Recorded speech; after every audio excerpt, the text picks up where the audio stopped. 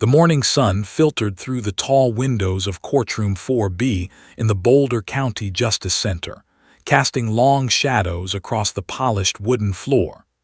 It was the kind of March morning where winter still clung stubbornly to the Colorado air, and the heating system worked overtime to keep the chill at bay.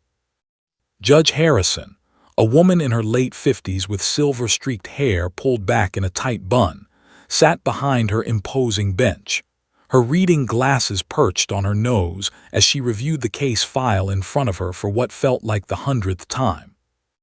This should have been a straightforward custody modification hearing.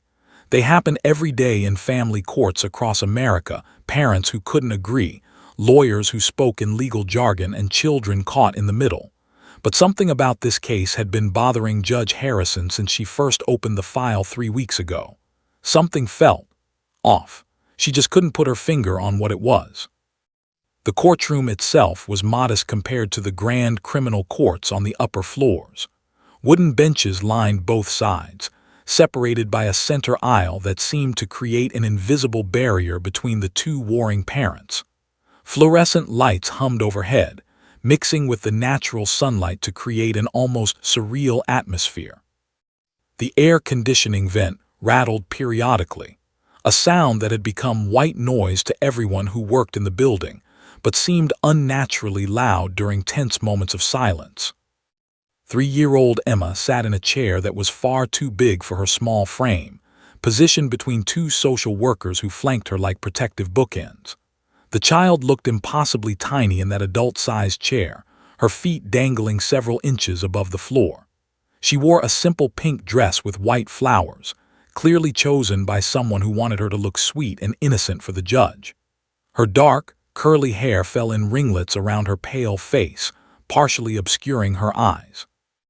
Those eyes, large, brown, and haunted, stared down at her lap where her small hands clutched a worn stuffed rabbit with one ear missing and fur that had been loved nearly bald.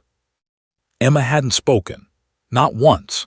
Not during the preliminary interviews, not during the court-ordered psychological evaluation, and not during the 2 hours they'd already been in this courtroom. The child psychologist, doctor, had submitted a 30-page report documenting Emma's selective mutism and severe psychological trauma consistent with exposure to high-conflict domestic situations. He'd recommended therapy, possibly medication, and had expressed deep concern about the child's emotional well-being regardless of which parent won custody. On the left side of the courtroom sat Sarah, Emma's mother, or at least the woman everyone believed to be her mother. Sarah was 34 years old, with carefully styled hair and a navy blue suit that looked expensive but not ostentatious.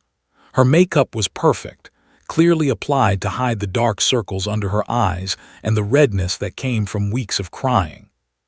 She sat ramrod straight, her hands folded in her lap, occasionally dabbing at her eyes with a tissue that her attorney, a sharp-looking woman named, would discreetly hand her at perfectly timed moments. Sarah had been fighting for full custody of Emma, claiming that her husband Michael was emotionally abusive, financially irresponsible, and had isolated Emma from extended family members. She'd submitted bank statements, text message exchanges, and witness testimonies from friends who painted Michael as a controlling, volatile man. Her voice had shaken with emotion during her testimony the previous day, describing how she'd do anything, to protect Emma from further harm. On the right side of the courtroom sat Michael, 37 years old, with the kind of rugged good looks that came from outdoor work and physical labor. He wore a suit that didn't quite fit right, probably rented or borrowed for the occasion. His dark hair was neatly combed but already showing signs of falling out of place. His jaw was clenched so tightly that the muscles in his cheek visibly twitched. His hands gripped the armrests of his chair, knuckles white with tension. Michael's attorney, a tired-looking public defender named Robert, sat beside him with stacks of papers that seemed disorganized compared to neat folders. Michael was fighting just as hard for custody, claiming that Sarah was unstable, had threatened to take Emma and disappear, and had been feeding the child anxiety medications without proper medical supervision. He'd submitted his own evidence, recordings of Sarah's episodes, photos of damage she'd allegedly caused to their home during arguments, and a statement from his employer vouching for his character and stability. The couple had been married for 4 years, separated for 8 months, and their divorce had turned into the kind of bitter, scorched-earth battle that destroyed everyone involved. Friends had chosen sides. Families had been torn apart. And at the center of it all was Emma, a little girl who had stopped speaking to anyone about anything. What made Judge Harrison's instincts prickle with unease was how little documentation existed about Emma's early life. Sarah claimed they'd moved to Colorado from California 2 years ago for Michael's job. School records were minimal. Emma had been homeschooled until recently. Medical records showed only routine checkups. There were no baby photos submitted as evidence, which wasn't unusual but was notable. No extended family members had for either side, which was unusual. And Emma's birth certificate, while technically in order, had been issued as a delayed registration, meaning it was filed years after her actual birth. When Judge Harrison had asked about extended family during a previous hearing, both parents had become evasive. Sarah claimed her parents were deceased and she was an only child. Michael said his family was in Mexico and travel was complicated. Neither explanation was necessarily suspicious on its own, but together, they created a picture of a family that existed in isolation, with no roots, no history, and no connections to the world beyond their own small unit. The court clerk, an elderly woman named who'd worked in the building for 30 years, caught Judge Harrison's eye and gave her a subtle nod. It was time to continue. Judge Harrison took a deep breath, adjusted her glasses, and prepared to call the next witness. She had no idea that in less than 5 minutes, a German shepherd would walk through that door and blow this entire case wide open, revealing secrets that would make national headlines and remind everyone that sometimes the truth hides in the most unexpected places, waiting for the right moment, or the right nose, to sniff it out. The clock on the wall ticked toward 10:47 a.m. Everything was about to change. Officer Jake was having what he would later describe as one of those days. He'd woken up late, spilled coffee on his uniform shirt, the last clean one in his closet, and had to speed through morning traffic to make it to the Boulder County Justice Center by his scheduled start time. His K-9 partner, Rex, had sensed his handler's stress and had been unusually quiet during the drive, those intelligent brown eyes watching Jake with what almost seemed like concern. Jake was 32 years old, a 7-year veteran of the Boulder Police Department, and had been partnered with Rex for the past 5 years. Those 5 years had forged a bond that went beyond handler and dog. They were true partners, reading each other's body language, anticipating each other's moves, trusting each other with their lives. Rex, a 5-year-old German shepherd with a distinctive left ear from a suspect who'd gotten too close with a broken bottle, was more than just a police dog. He'd saved 17 lives during search and rescue operations, located over $2 million in narcotics, and had become something of a local celebrity after finding a missing 6-year-old boy in the mountains during a snowstorm.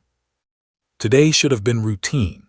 Jake and Rex were assigned to courthouse security detail, a boring but necessary duty that rotated among the K-9 units.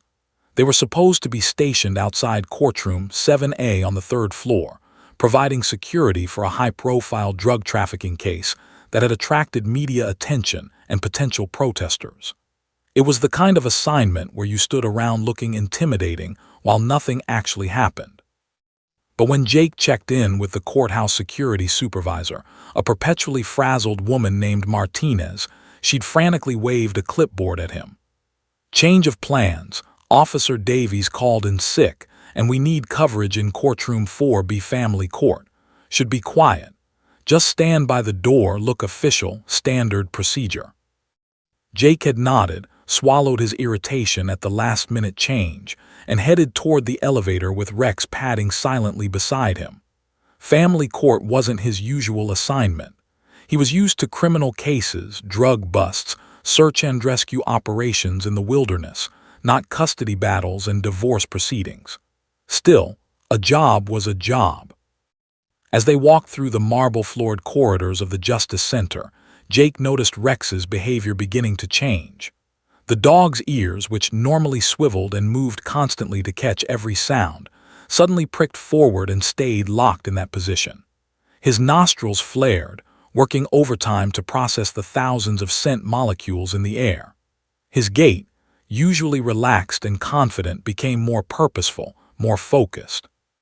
"What is it, boy?" Jake murmured, his hand instinctively moving to rest on Rex's back. He'd learned to trust his partner's instincts implicitly. Rex had an almost supernatural ability to detect things that human senses couldn't perceive. If Rex was alerting to something, there was always a reason. They reached Courtroom 4B just before 10:47 a.m.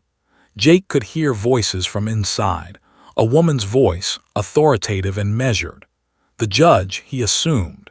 He took a deep breath, adjusted his duty belt, and pushed open the heavy wooden door as quietly as possible, not wanting to disrupt the proceedings. The moment they crossed the threshold, Rex went rigid. It wasn't the trained alert position that signaled drugs or weapons. This was something different, something Jake had never seen in all their years together. Rex's entire body locked up as if he'd been frozen in place. His muscles trembled beneath his thick fur. His tail, which had been in a neutral position, began to rise slowly. A low whine started deep in his chest, not aggressive, not warning, but something else entirely. Something that sounded almost like recognition, longing. Jake's training kicked in immediately. His eyes scanned the courtroom for threats. Left side, a woman in a blue suit, her attorney beside her, both looking toward the judge. Right side, a man in an ill-fitting suit, his public defender shuffling papers. Center, two social workers flanking a small child in a too-big chair. Front, Judge Harrison at her bench looking down at documents. Back, a handful of spectators, court staff, a clerk. Nothing threatening, nothing dangerous, so why was Rex reacting this way? "Easy, boy," Jake whispered, his hand tightening on the leather leash. "Easy." But Rex wasn't listening. The dog's focus was laser-locked on something across the courtroom. His nostrils worked frantically, his chest expanding and contracting with rapid breaths. That whine grew louder, more insistent. Jake followed Rex's line of sight and found himself looking at the little girl sitting between the social workers. She was tiny, maybe 3 or 4 years old, with dark curly hair and a stuffed rabbit clutched in her small hands. She was staring down at her lap, seemingly unaware of everything around her.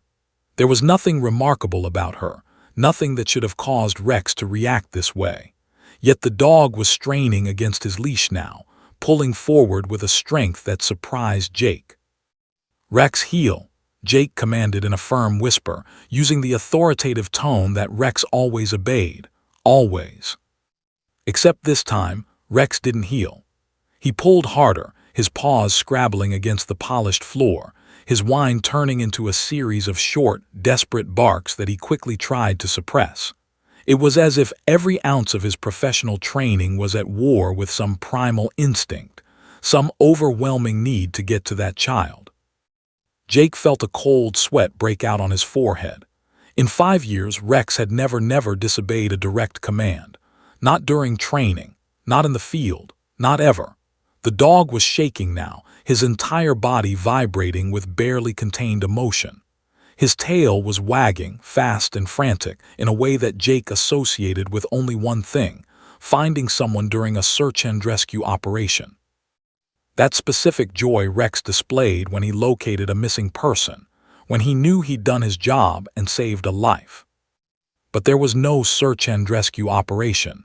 This was a family courthouse, a custody hearing, a routine security detail. Jake's mind raced, trying to make sense of what he was seeing. Rex's behavior was textbook found alive response, the tail wagging, the whining, the desperate need to make contact. But found who? Found what? The little girl was just sitting there, not missing, not lost, surrounded by social workers and lawyers and her parents. And then, as Jake's pulse hammered in his ears and confusion flooded his mind, something shifted in the courtroom. The little girl, Emma, he would later learn her name was Emma, suddenly moved. Her head snapped up with startling speed, and for the first time since they'd entered, she looked directly at them. At Rex. Jake saw her eyes widen, saw her mouth open in a small gasp, saw her entire body language transform from withdrawn and traumatized to alert and alive. That was the word that came to Jake's mind. The child looked alive for the first time, as if someone had flipped a switch and brought her back from wherever she'd been hiding. And in that frozen moment, as Rex strained against his leash and the little girl stared at his partner with an expression Jake couldn't quite define, he felt the first whisper of understanding creep into his consciousness. Something was wrong here. Something was very, very wrong. Rex knew this child. And from the look on her face, she knew Rex too. The question that would haunt Jake in the seconds before everything exploded into chaos was simple but terrifying. How? How could his search and rescue dog possibly know a child in a family court custody battle? How could they have ever met?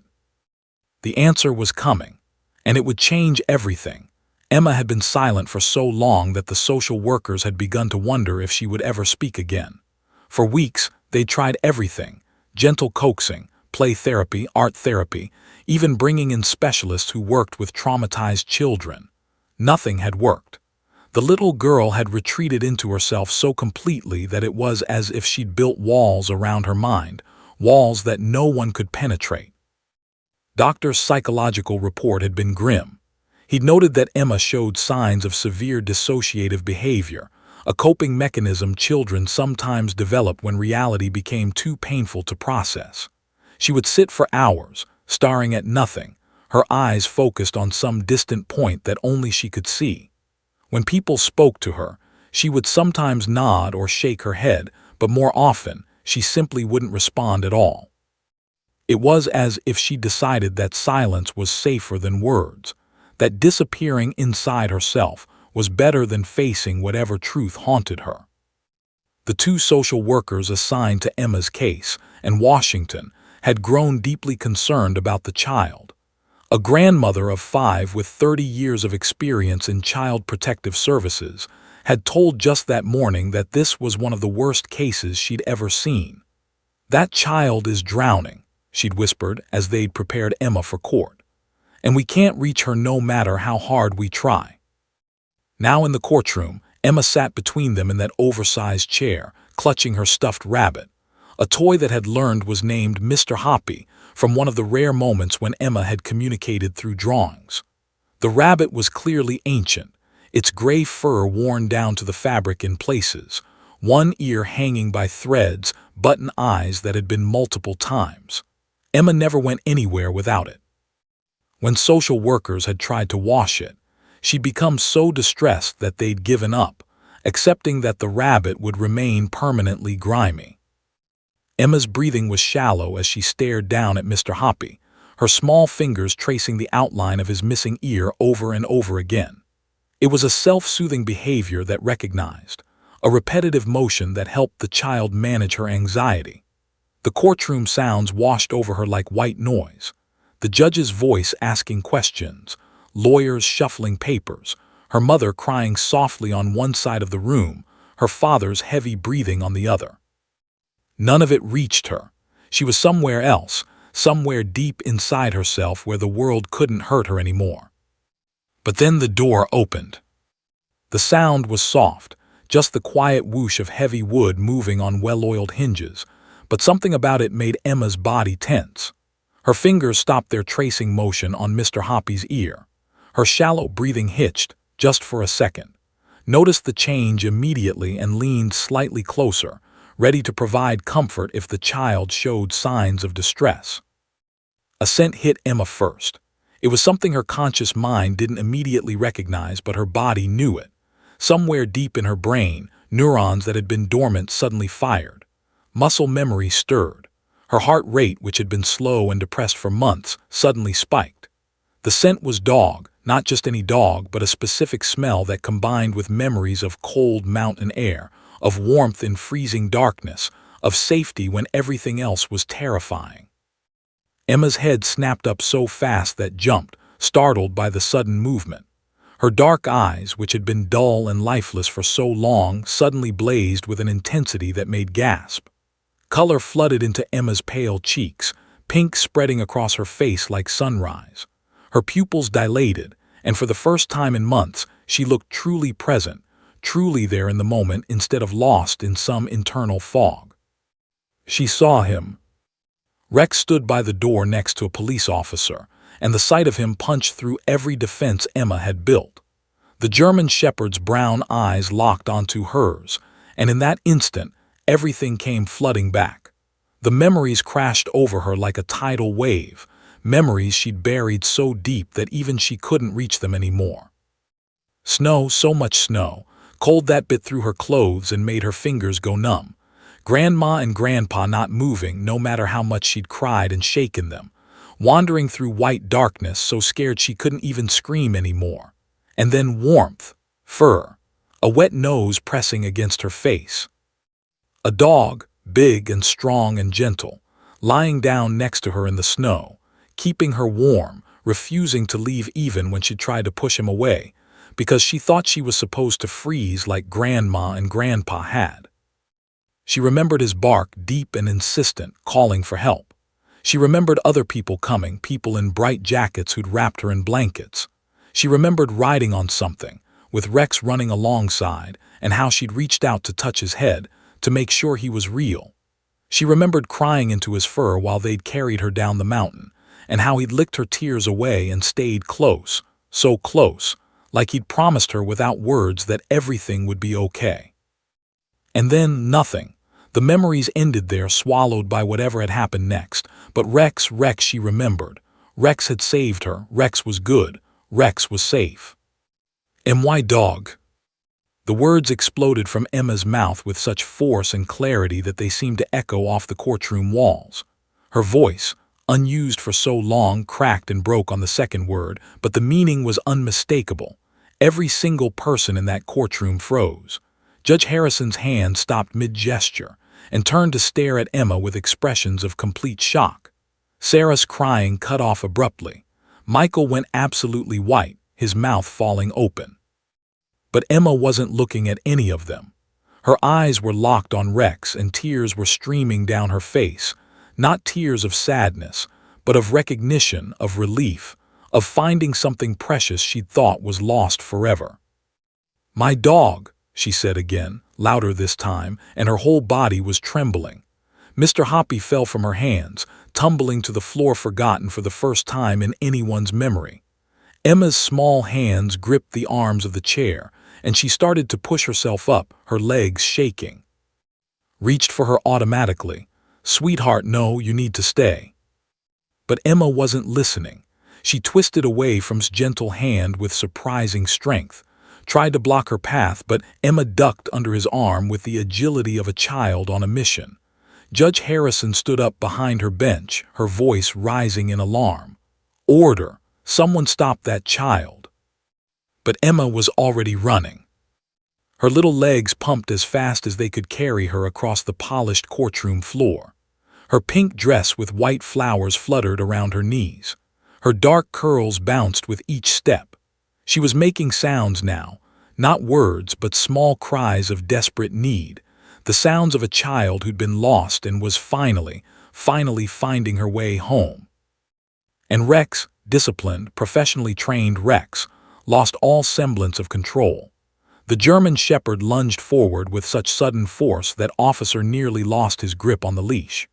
Rex's training, 5 years of perfect obedience, dissolved in the face of something more primal.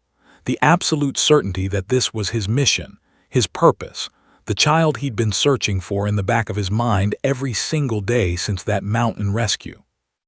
His tail wagged so frantically it was almost a blur. His whole body quivered with joy and recognition. And when Emma crashed into him, when her small arms wrapped around his thick neck and she buried her face in his fur, Rex pressed against her with a gentleness that contradicted his size. He whined, a high, keening sound of relief and completion, and began licking her face, her hair, her hands, anywhere he could reach. "Good boy," Emma sobbed into his fur, her voice muffled but clear enough for those nearby to hear. "Good boy, good boy, good boy." She was using words that everyone watching somehow knew she'd said before, in another time, another place. Words that carried the weight of a promise kept, a mission completed, a bond that had never been broken despite months of separation. Judge Harrison stood behind her bench, her gavel frozen in midair, her mouth open in shock, and had stopped trying to retrieve Emma and simply stood there, tears streaming down both their faces as they witnessed something they couldn't explain but could feel in their bones was significant.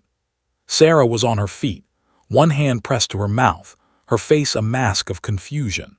And Michael looked like a man watching his execution, all color drained from his face, sweat beading on his forehead.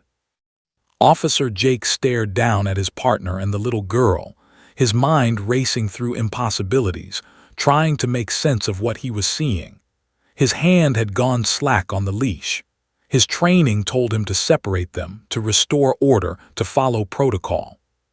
But something deeper, some instinct he couldn't name, told him that what he was witnessing was the most important moment of his career. That this little girl crying into Rex's fur and this dog who'd never disobeyed him until today were telling him a story that someone needed to hear. The clock on the wall ticked forward, 10:49 a.m. And in that moment, as Emma held onto Rex like he was her lifeline, and the courtroom descended into chaos, the first crack appeared in a carefully constructed lie that was about to shatter into 1,000 pieces. The courtroom erupted into pandemonium. "Order, order in this court." Judge Harrison's voice thundered through the space as she banged her gavel repeatedly, the sharp cracks echoing off the walls like gunshots. But her commands were drowned out by the chaos unfolding before her. In her 30 years on the bench, through murder trials, high-profile cases, and countless explosive moments, she had never lost control of her courtroom like this. Sarah was screaming. Not words, just a raw, primal sound of confusion and terror as she watched the little girl she'd called her daughter for 2 years run toward a strange dog. "Emma! Emma, no! Get away from that dog!" She tried to climb over the wooden barrier separating the gallery from the court floor, her blue suit jacket riding up, her carefully styled hair falling into her face. Her attorney grabbed her arm, trying to pull her back, but Sarah wrenched free with surprising strength. "Mrs., you need to sit down," hissed urgently, aware that every eye in the courtroom was now on her client. "You're not helping." But Sarah wasn't listening. Maternal instinct, or whatever she believed was maternal instinct, had taken over. She'd spent 2 years caring for Emma, loving her, protecting her. And now her daughter was running toward a police dog, and every horror story Sarah had ever heard about dog attacks flooded her mind. Someone stop her. That dog could hurt her.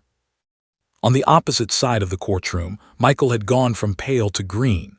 He'd half risen from his chair, one hand gripping the table in front of him, so hard his knuckles had turned bone white. His mouth opened and closed like a fish out of water, but no sounds came out. His attorney, Robert, was frantically flipping through papers as if somehow the answer to what was happening could be found in case files and legal briefs. "Mr. Robert," whispered urgently. "Michael, do you know what's going on? Does Emma know that dog, Michael?" But Michael couldn't answer.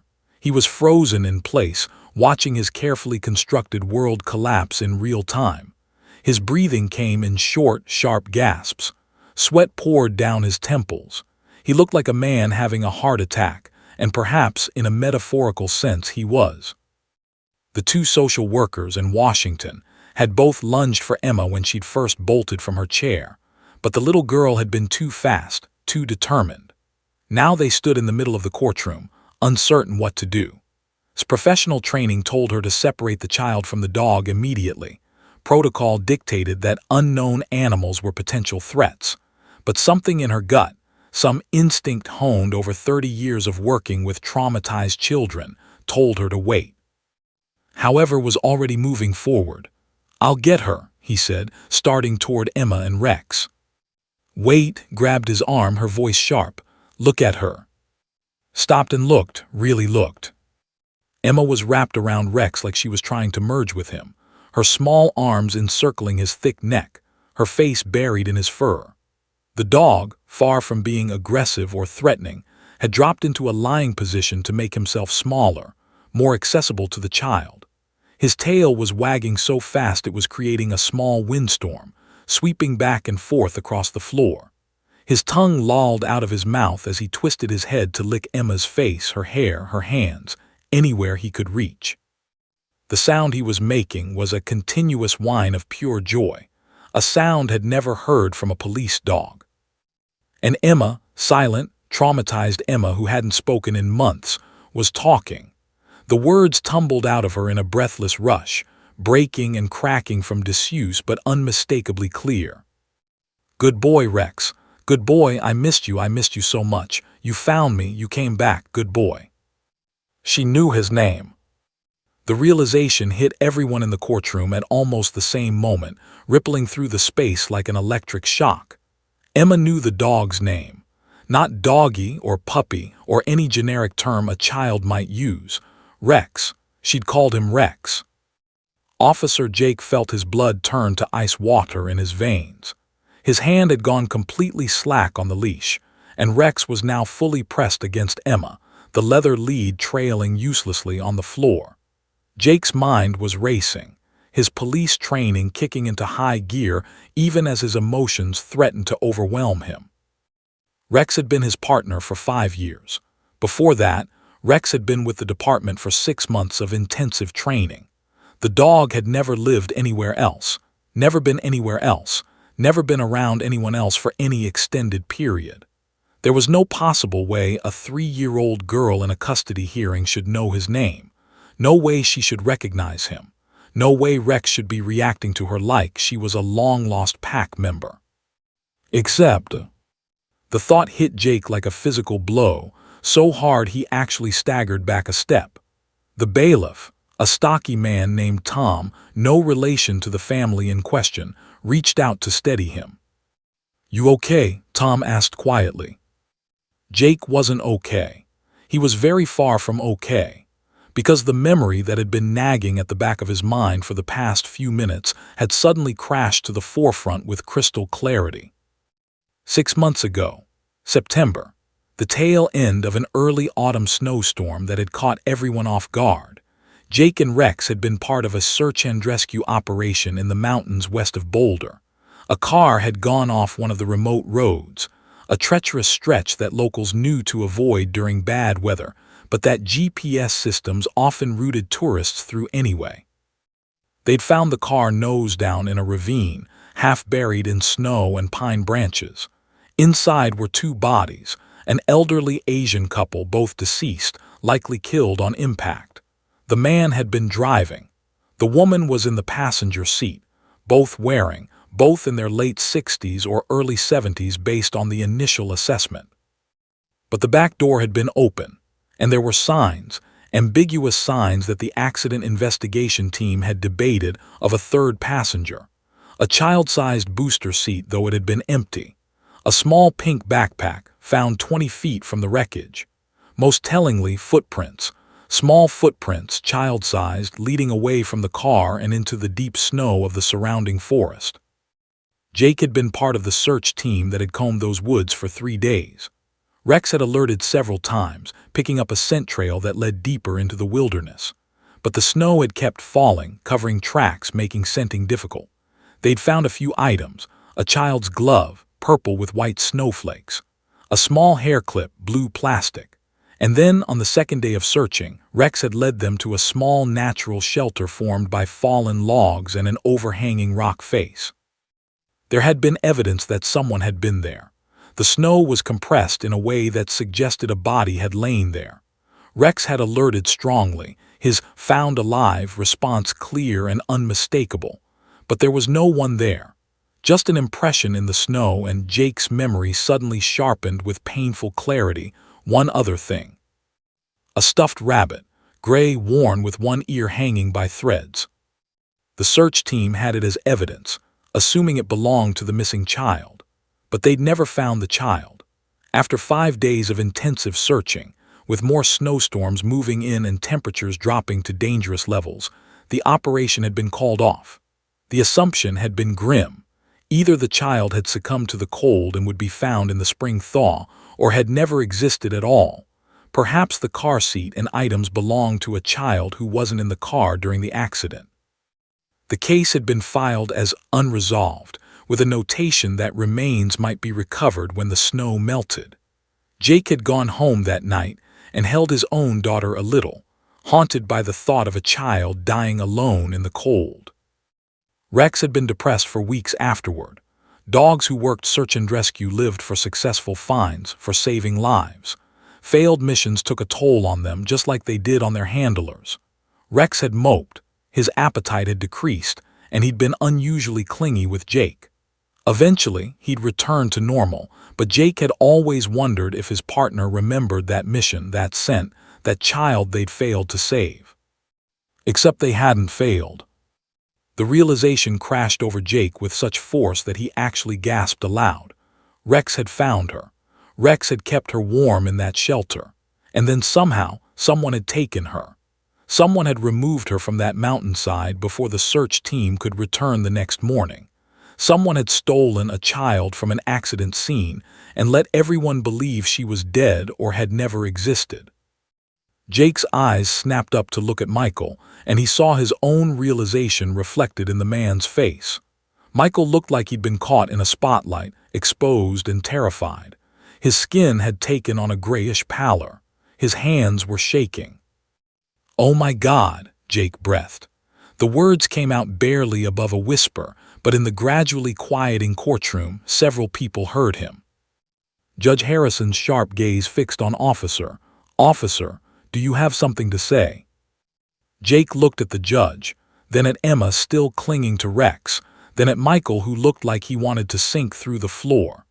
Jake's throat felt dry, his heart hammering against his ribs. He was about to say something that would detonate this entire courtroom like a bomb. "Your Honor," Jake said, his voice gaining strength as professional duty overrode his shock. "I need to speak with you immediately. This might be related to an open investigation." The words hung in the air like smoke from a gun. Sarah stopped struggling against her attorney and stared at Officer with wide, confused eyes, and exchanged loaded glances. The court reporter's fingers froze over her stenography machine. The bailiff's hand moved unconsciously toward his radio. And Michael made a sound, a choked, desperate sound that might have been a sob or might have been the death rattle of a lie that had finally run out of air. Judge Harrison's eyes narrowed. She'd been practicing law long enough to recognize the moment when a case transformed from what it appeared to be into something else entirely. Something bigger. Something that would require more than family court could provide. "Bailiff," she said quietly, her voice carrying absolute authority, "lock the doors. No one leaves this courtroom. Officer, approach the bench, now."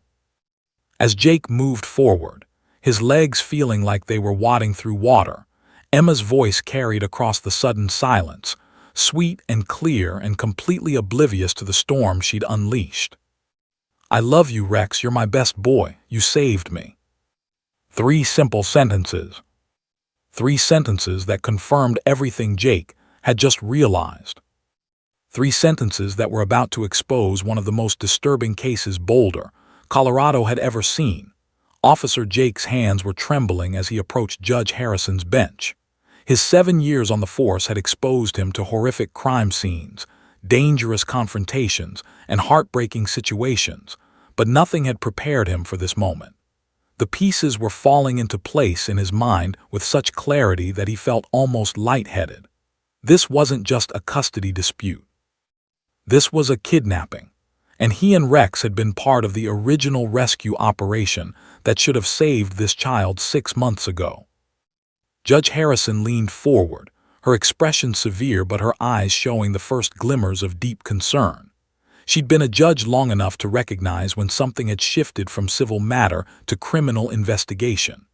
The way Officer's face had drained of color, the tremor in his hands, The way his eyes kept darting between the little girl and Michael, it all pointed to something far more sinister than a contentious divorce. "Your Honor," Jake began, keeping his voice low so that only the judge, the court reporter, and the bailiff could hear clearly. 6 months ago in September, there was a search and rescue operation in the mountains west of Boulder. A car accident, 2 fatalities, an elderly couple. He paused, swallowing hard. There was evidence of a third victim, a child. We searched for 5 days. Rex and I were part of that operation. Judge Harrison's eyes widened almost imperceptibly. Her hand tightened on her gavel. "Go on," she said quietly. "Rex found a shelter where someone had taken refuge. There were signs of a child. We found—" Jake's voice caught. "We found a stuffed rabbit, gray, worn, missing one ear." His eyes moved to where Emma still clutched Rex on the courtroom floor, and where Mr. Hoppy lay abandoned near the chair where she'd been sitting. "That rabbit looked exactly like the one that child is holding now." The judge followed his gaze, her sharp legal mind already racing through implications. "Are you saying—" "I'm saying that child might be the missing victim from that accident, Your Honor. I'm saying someone took her from that mountain before we could complete our rescue. I'm saying this might not be a custody case at all." Jake's voice hardened with professional determination, the shock giving way to the focused intensity of a cop who just stumbled onto a major crime. "Rex recognized her. He's been trained in search and rescue for 5 years. He doesn't forget a scent. Ever. That's why he reacted the way he did. He found her once before, and he just found her again." Judge Harrison sat back in her chair, her mind working rapidly. She glanced at Michael, who looked like he was about to vomit. Then at Sarah, whose face showed nothing but genuine confusion and fear. Then at Emma, who was whispering to Rex, completely absorbed in the reunion. "Bailiff," Judge Harrison said in a voice that carried throughout the now-silent courtroom, "call Boulder Police Department. I want detectives here immediately. And someone get Child Protective Services on the line. This hearing is suspended pending criminal investigation." The courtroom exploded again, but this time the chaos was different. This time, it carried the weight of understanding that something much darker than a custody dispute was unfolding. Sarah lurched to her feet. What's happening? Your Honor, I don't understand. What's he talking about? Emma is our daughter. We adopted her from Michael's sister when she died." Her voice rose to a near shriek. "What is going on?" Sarah's attorney put a hand on her client's shoulder, but her own face was pale. "Your Honor, my client has been completely forthcoming in all documentation. If there's been some kind of fraud, I assure you Mrs. had no knowledge." "Mrs.?" Judge Harrison interrupted, her tone firm but not unkind. "I'm going to need you to remain calm. If you truly had no knowledge of any impropriety, then you're not in trouble. But I need everyone to stay exactly where they are until the police arrive." All eyes turned to Michael. He was still standing, swaying slightly as if the ground beneath him was unstable. His face had gone from gray to a sickly green. Sweat poured down his temples, soaking into the collar of his ill-fitting suit. His attorney, Robert, was staring at him with dawning horror. "Michael," Robert said slowly, carefully, like someone approaching a wild animal. "Michael, you need to tell me right now if there's something I need to know. Right now. As your attorney, I cannot." "I didn't mean to," Michael whispered.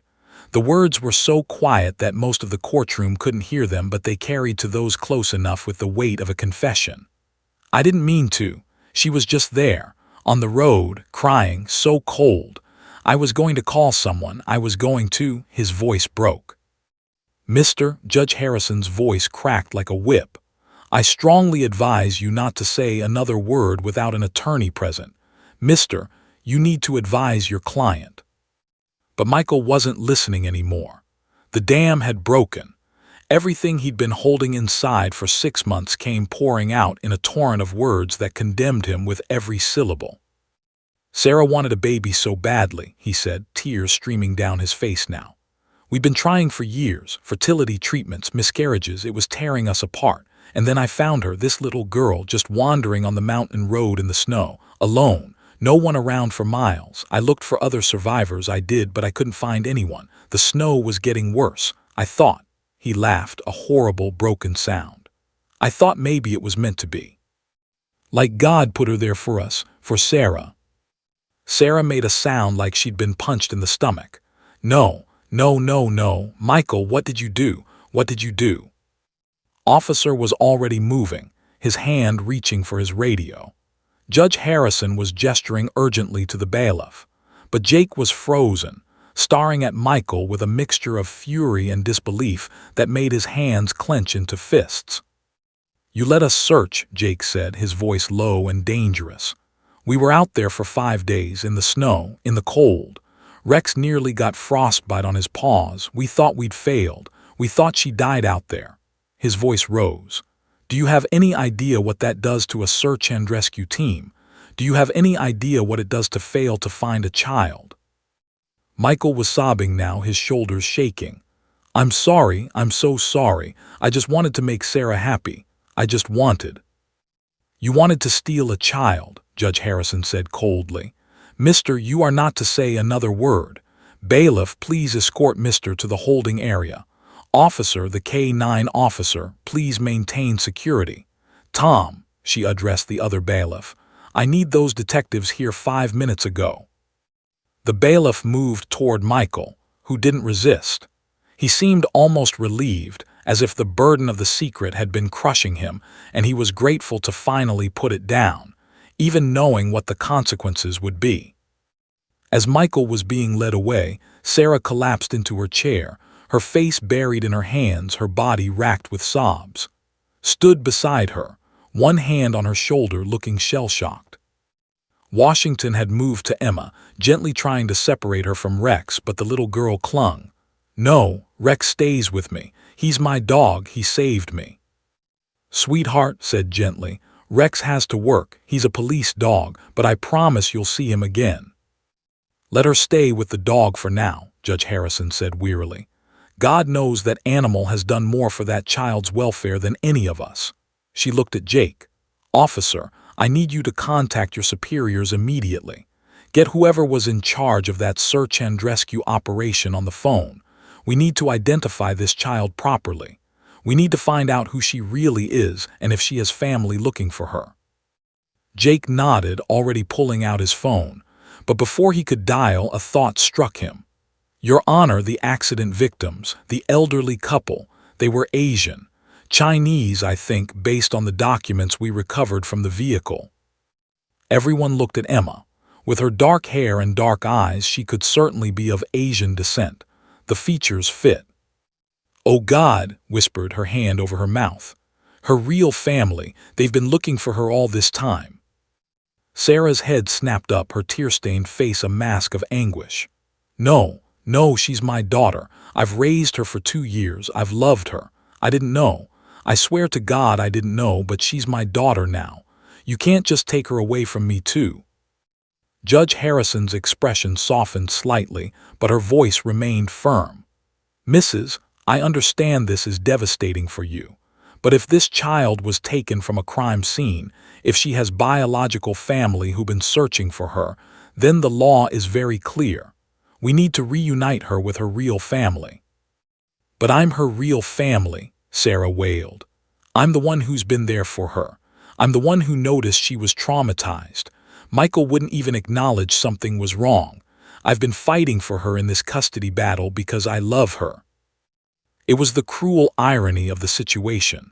Sarah, who by all accounts had genuinely loved and cared for Emma, had been unknowingly raising a stolen child.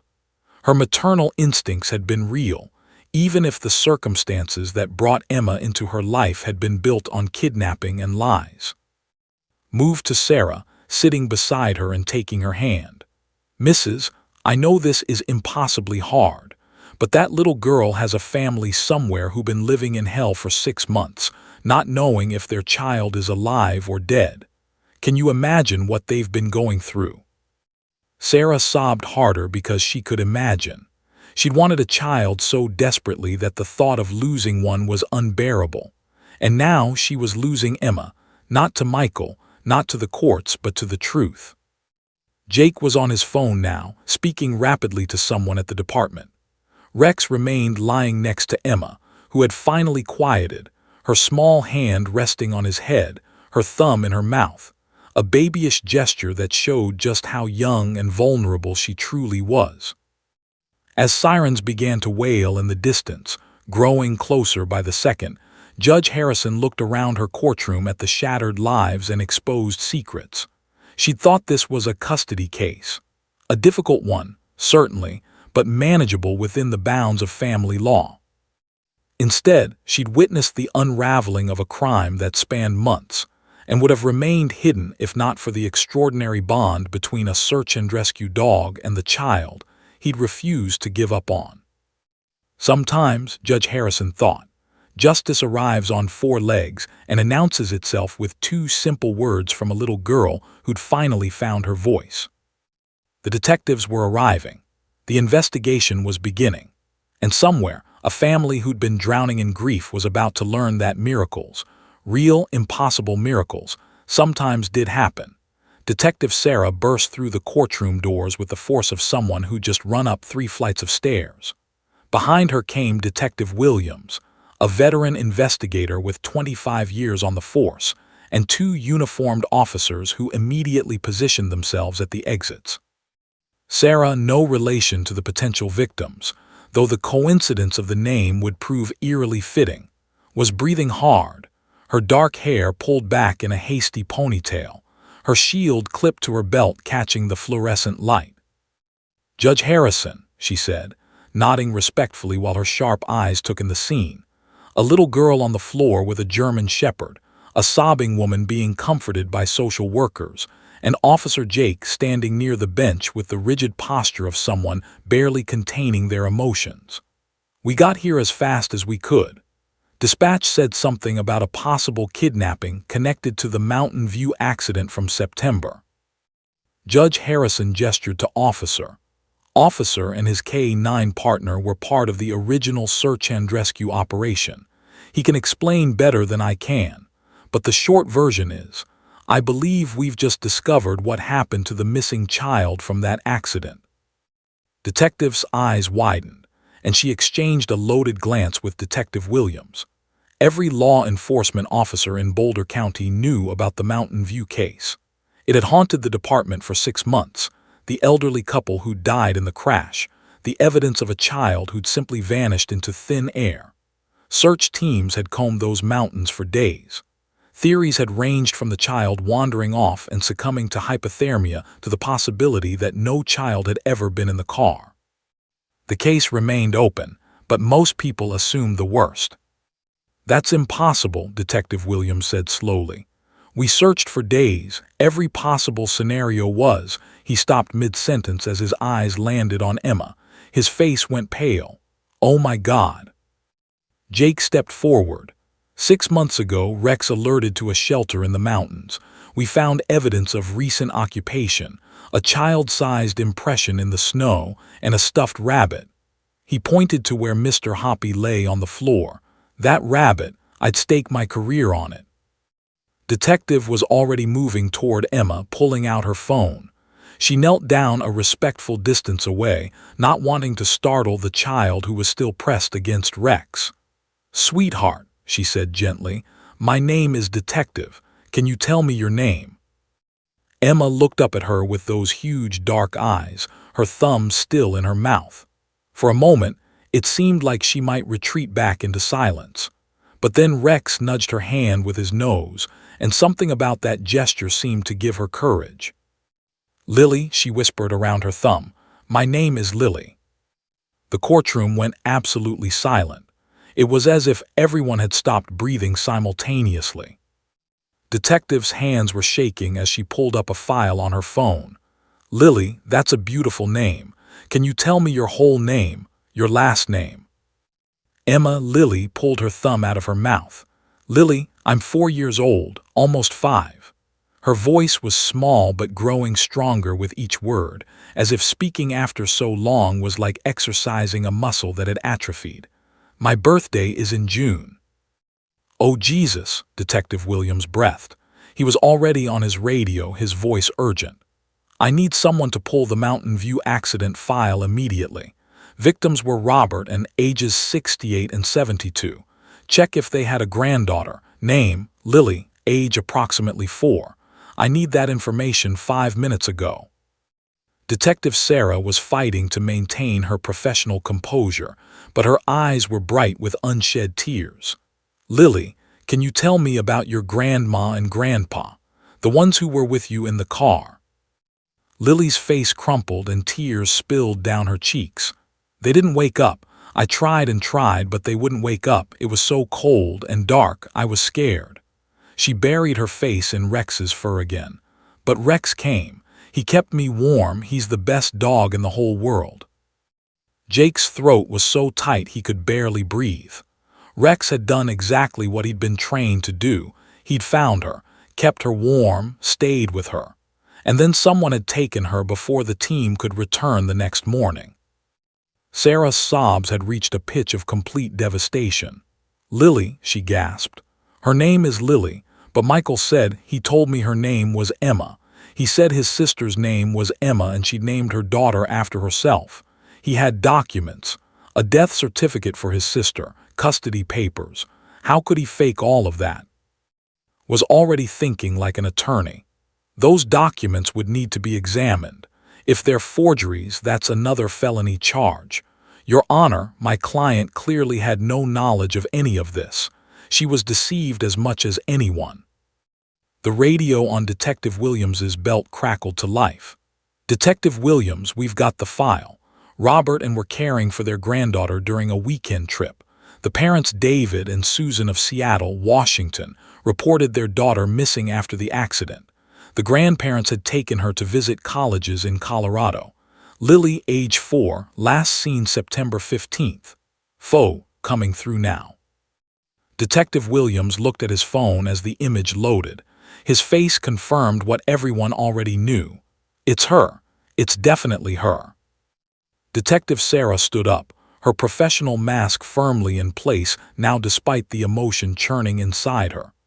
Judge Harrison, I need to take custody of the child immediately. She's evidence in a criminal investigation, and more importantly, we need to contact her parents. They need to know their daughter is alive.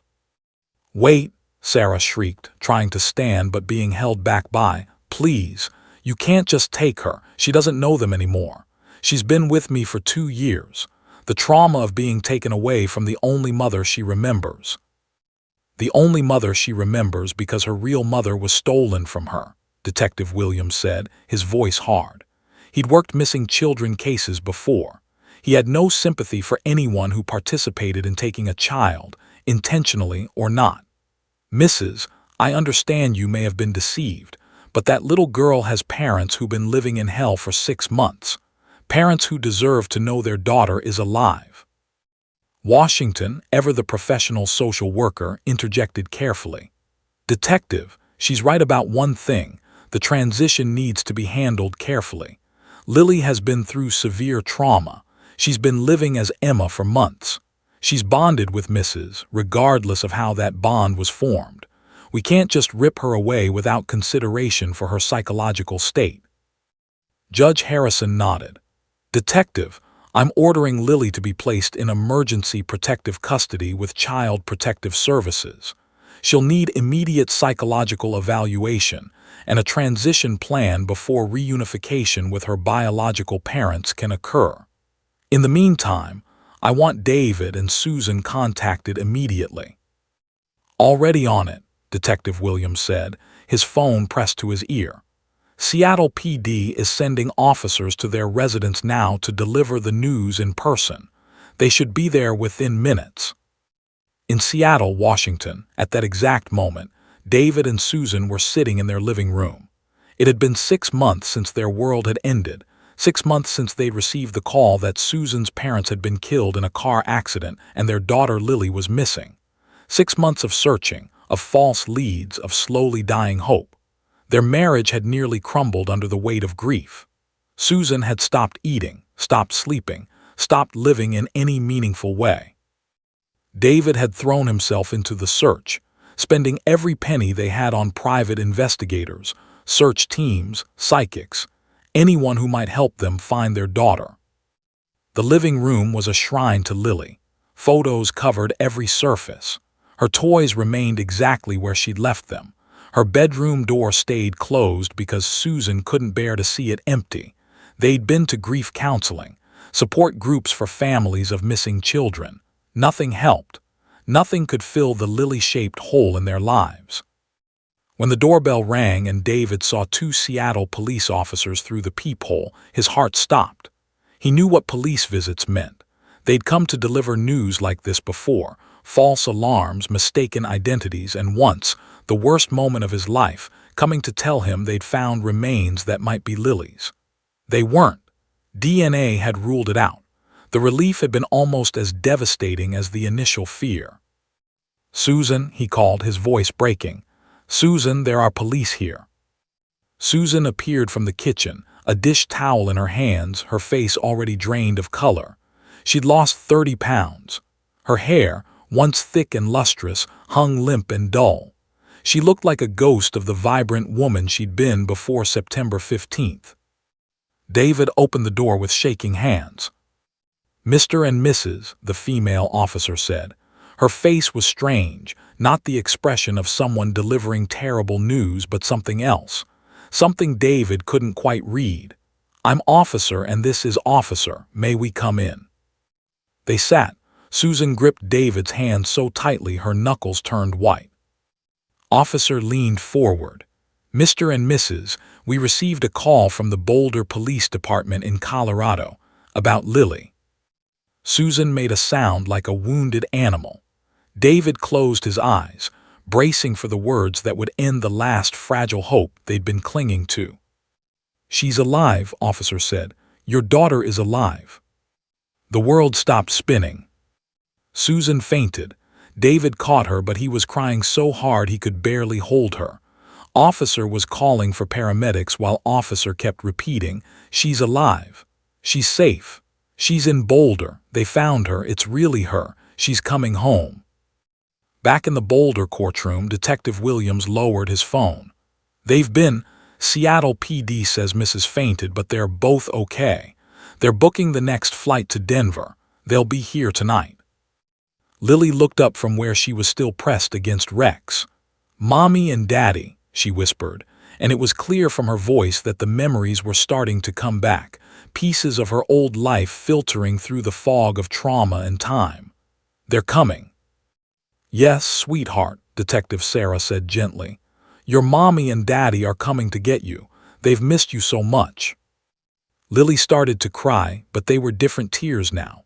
Not tears of fear or trauma, but of relief, of recognition, of coming home after being lost for so long. Sarah was being led from the courtroom by, her body racked with sobs. Whatever her intentions, whatever love she'd felt, she'd have to face the reality that the daughter she'd raised wasn't hers to keep. And Michael, sitting in a holding cell 1 floor below, would face justice for the choice he'd made on a snowy mountain road 6 months ago. A choice that had devastated multiple families and stolen 6 months from a little girl who would never get that time back. But Lily was going home. Sometimes miracles happen. Sometimes lost children are found. And sometimes it takes a faithful dog and 2 simple words to unravel a web of lies and bring the truth into the light. The interrogation room at the Boulder Police Department was cold and sterile, painted in the kind of institutional beige that seemed designed to strip away any comfort or hope. A metal table bolted to the floor sat in the center, flanked by uncomfortable plastic chairs. A camera mounted in the corner captured everything with its unblinking red eye.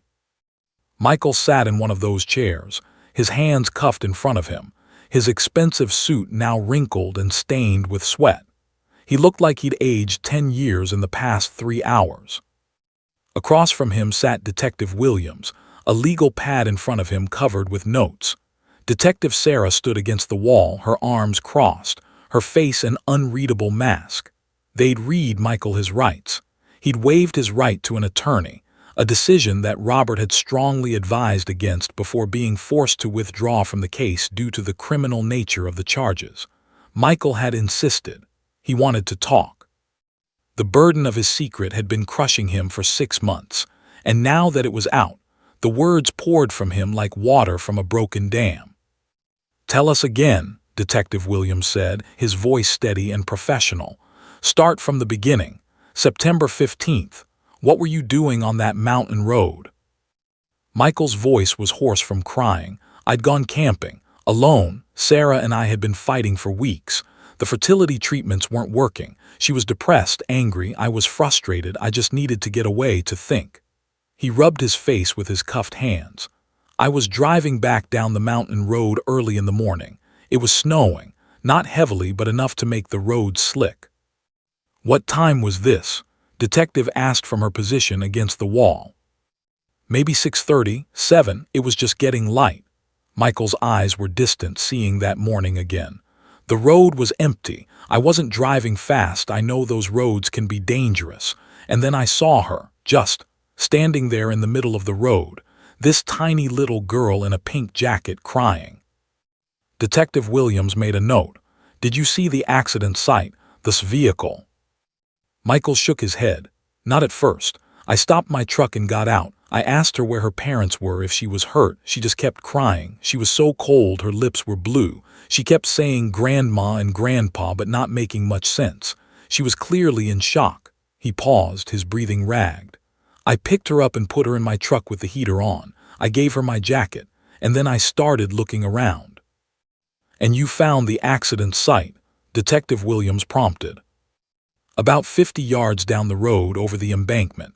The car was nose down in a ravine. I climbed down to check." Michael's face went gray at the memory. "The elderly couple in the front seat were clearly dead. I checked for pulses, but they'd been there for hours. They were cold. The windshield was shattered. There was blood. It was—" He stopped, swallowing hard. "It was obvious they'd died on impact." Detective leaned forward. "And you didn't call 911? "It wasn't a question. It was an accusation." Michael's eyes filled with tears again. "I should have. God, I know I should have. But I looked back at my truck at that little girl sitting in the passenger seat and something just clicked in my brain. Sarah wanted a baby so desperately. We'd spent tens of thousands on fertility treatments. She'd had 3 miscarriages. It was destroying her, destroying us. And here was this child, alone, no parents visible, grandparents dead, no one around for miles in a snowstorm that was getting worse." "So you decided to steal her," Detective Williams said flatly. "I told myself I was saving her." Michael's voice rose, defensive now. "I told myself that she'd freeze to death if I left her there while I went to find cell service. The snow was getting heavier, and I thought maybe no one would ever know. Maybe everyone would assume she'd wandered off and died in the snow. The search teams would never find her because she'd be with me, safe and warm." Detective's voice was cold as ice. "You let search and rescue teams risk their lives for days looking for a child you'd already taken. You let that little girl's parents believe their daughter was dead. You let them suffer for 6 months, all so you could play happy family." Michael buried his face in his hands. I know, there's no excuse, I'm a monster. But in that moment, standing on that mountain road, it felt like fate, like the universe was giving us the child we'd prayed for." "Walk us through what happened next," Detective Williams said. "You took her home." "Not immediately. I drove to a motel 2 towns over. I paid cash. I kept her there for 3 days while the search was happening. I bought her clothes, food, toys. I told her that her grandparents had to go away and that I was going to take care of her now. She was so traumatized she barely spoke. She just clung to that stuffed rabbit and stared into space." "The rabbit that the search team found at the shelter site," Detective interjected. "How did it end up there?" Michael looked confused. "What? No, she had the rabbit with her when I found her. She's had it the whole time." Detective Williams and exchanged glances. "Mister, the search and rescue team found a stuffed rabbit at a shelter site in the mountains. They recovered it as evidence." Michael's brow furrowed as he tried to remember. She had 2 of them, twins, she called them, both gray rabbits. She was clutching both when I found her on the road, but one of them, I remember now. When I was moving her from the road to my truck, one fell out of her arms. I didn't notice until later. I thought about going back for it, but I was afraid someone would see me. The pieces were clicking into place. Lily had been carrying both rabbits when she'd fled the accident. She dropped one at the shelter site where Rex had found her scent and kept her warm during the night. By the time Michael found her wandering on the road the next morning, she'd only had one rabbit left. "Continue," Detective Williams said. 3 days at the motel and then I went home to Sarah. I told her my sister Emma, who doesn't actually exist, had died in a car accident in California and had left me custody of her 4-year-old daughter in her will. I showed her forged documents I'd acquired online, death certificate, custody papers, even a fake birth certificate for Emma. "Where did you get the forgeries?" Detective demanded. "Dark web. I paid someone in Bitcoin. I'm not proud of it." Michael's voice was barely above a whisper. Sarah believed me. She was so happy. She'd always wanted to be a mother. She bonded with Lily, with Emma, as we called her, immediately. We moved to Colorado from California a few months later to make it harder for anyone to trace us. "Did Mrs. ever suspect the truth?" Detective Williams asked. "Never. Sarah is innocent in all this. She truly believed Emma was my niece, that we'd legally adopted her. She loved that little girl with her whole heart. When I saw how traumatized Emma was, I suggested we homeschool her to help her adjust to the loss of her mother. Really, I was just afraid she'd say something at school that would raise red flags." Detectives' hands were clenched into fists. That little girl had parents desperately searching for her. They've been living in agony for 6 months. Every day wondering if their daughter was dead, if she'd suffered, if they'd ever know what happened to her. "Do you have any idea what you put them through?" Michael was sobbing openly now. "I do. I think about it every day, every single day. I see their faces on the news pleading for information. I see the missing person posters, and I hate myself. But by then it was too late. I couldn't undo it. Sarah would have been destroyed. Emma would have been traumatized again, so I just kept living the lie." "Until your marriage fell apart," Detective Williams said. "The guilt was eating me alive. I became distant, irritable. Sarah thought I was having an affair. We started fighting constantly. She wanted a divorce. And then she wanted custody of Emma, and I panicked. I thought if psychologists examined Emma too closely, if there were too many questions, someone would figure out the truth. But I couldn't let Sarah have full custody and take Emma away either. I was terrified she'd eventually discover what I'd done." "So you fought for custody to protect yourself, not the child," Detective said with disgust. "I know how it sounds. I know I'm a terrible person, but I do love her. I really do. I've cared for her. I've protected her. Maybe not the way I should have, but—" "You stole her," Detective Williams interrupted. "You stole a child from parents who loved her. You let them believe she was dead. You forged documents. You obstructed a police investigation. You've traumatized that little girl in ways she may never fully recover from. Don't talk to me about love." The door to the interrogation room opened, and a uniformed officer stepped in. "Detectives, the family just landed at Denver International. They're being driven here now. ETA 45 minutes. Michael's face crumpled. "Are they going to let me see her, to say goodbye?"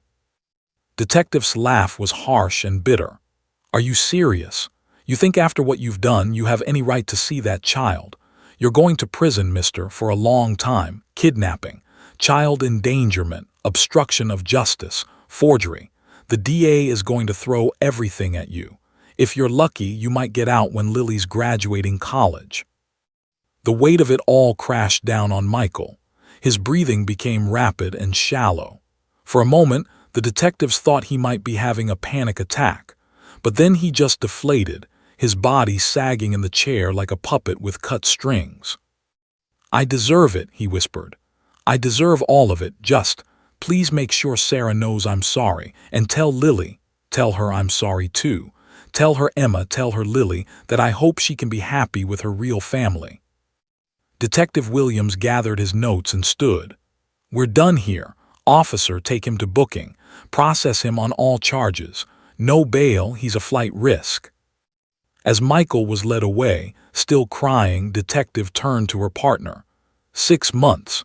He stole 6 months from that family. How do you even calculate the damage of something like that? Detective Williams shook his head. You don't. You just hope that the time they have together going forward is enough to heal what was broken. Come on. We need to prepare for the reunion. CPS has Lily at the Children's Center getting evaluated. We need to make sure everything is ready. They walked out of the interrogation room, leaving behind only the echoes of a confession that had shattered multiple lives and exposed the darkest kind of selfishness, the kind that masquerades as love while destroying everything it touches. But in 45 minutes, something beautiful was going to happen. A family torn apart was going to be made whole again. And Lily was finally going home. The Children's Assessment Center in Boulder was designed to be warm and welcoming, with soft colors on the walls and toys scattered throughout the waiting areas. But no amount of cheerful decoration could ease the tension that filled the building that evening. Staff members spoke in hushed whispers. Police officers stood at strategic positions. Media vans had already begun gathering outside, having caught wind of the story through police scanners and sources at the courthouse. Inside a small observation room, Lily sat on a soft blue couch, Rex lying at her feet. Officer Jake had insisted that his partner remain with the child, and after witnessing their bond, no one had the heart to separate them. Child psychologist Dr. Foster sat nearby, having spent the past hour gently talking with Lily, assessing her mental state, preparing her for what was about to happen. "Lily," Dr. Foster said softly, her voice gentle and reassuring, "your mommy and daddy are almost here. They've been looking for you for a very long time. They missed you so much." Lily looked up from where she'd been petting Rex's soft fur. Her eyes, those dark, expressive eyes that had been vacant for so long, now showed glimmers of recognition, of memory, of something awakening after a long sleep. "Mommy makes pancakes," she said quietly, "with blueberries, and Daddy sings the funny song about the spider." Dr. Foster's eyes filled with tears, but she smiled. "That's right, sweetheart. They're going to be so happy to see you. Are you scared?" Lily thought about it, her small face serious. "A little bit. Will they remember me?" The question broke Dr. Foster's heart. This little girl, stolen from her family and renamed, had been made to forget who she was. And now she worried that her parents had forgotten her too. "Oh, honey," Dr. Foster said, moving closer. "They could never, ever forget you. Not for one single second. You've been in their hearts every moment of every day since you've been apart." In the parking lot outside, a black sedan pulled up to the entrance. Before it had even fully stopped, the back door flew open and Susan burst out, stumbling in her haste. David was right behind her, grabbing her arm to steady her. They'd been on a plane for 2 hours, then in a car for another hour, and the wait had been torture. Susan had cried through the entire flight. David had held her hand so tightly his fingers had gone numb. Neither had eaten. Neither had slept. They existed in a state of suspended disbelief, terrified that this was a mistake, that they'd arrive and discover it wasn't really Lily, that this miracle was just another cruel twist of fate. Detective Sarah met them at the entrance, her badge visible. "Mr. and Mrs., I'm Detective. We spoke on the phone." "Where is she?" Susan gasped, her face pale, her eyes red and swollen from hours of crying. "Please, I need to see my daughter. I need to see Lily." "She's here. She's safe. She's waiting for you." Detective led them quickly through the building's security, past the gathering of staff and officers who'd come to witness this moment. "I need to prepare you. She's been through significant trauma. She's been living as Emma for 6 months. She's been slowly remembering, but the transition may be difficult." "I don't care," David said, his voice breaking. "I don't care if she doesn't remember us at all. She's our daughter. We'll help her remember. We'll do whatever it takes." They reached the door to the observation room. Through the small window, Susan caught her first glimpse of Lily in 6 months. The sound that came from her was inhuman, part sob, part scream, all mother. Her legs gave out and David caught her, but he was crying too, great heaving sobs that shook his entire body. "That's her," Susan whispered. "That's my baby, my Lily. Oh God, David, she's alive, she's really alive." Detective opened the door slowly. "Lily, there are some people here who want to see you." Lily looked up from Rex, her small body tensing. And then Susan and David appeared in the doorway, and time seemed to stop. For one eternal moment, no one moved. Susan and David stood frozen, drinking in the sight of their daughter, alive, breathing, real. Lily stared at them, her eyes wide, her small brain working to process faces she'd been forced to forget but that her heart had never stopped knowing. "Lily," Susan breathed, her voice breaking on the name. "Lily, baby, it's Mommy." And like a dam breaking, everything came flooding back. Lily's face crumpled, and she let out a cry that made everyone in the room weep. "Mommy, Daddy." She launched herself off the couch and ran with every ounce of strength in her small body, across the room and into her parents' arms. Susan collapsed to her knees, catching Lily against her chest, wrapping her arms around her daughter so tightly it was as if she was trying to merge them back into one being.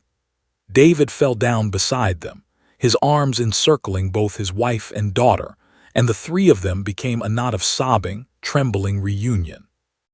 "My baby, my baby, my baby," Susan chanted like a prayer, rocking Lily back and forth, her hands running over her daughter's hair, her face, her arms, touching her everywhere, reassuring herself that this was real, that Lily was solid and warm and alive. "I've got you. Mommy's got you. You're safe now. You're safe." "I missed you," Lily sobbed into her mother's shoulder.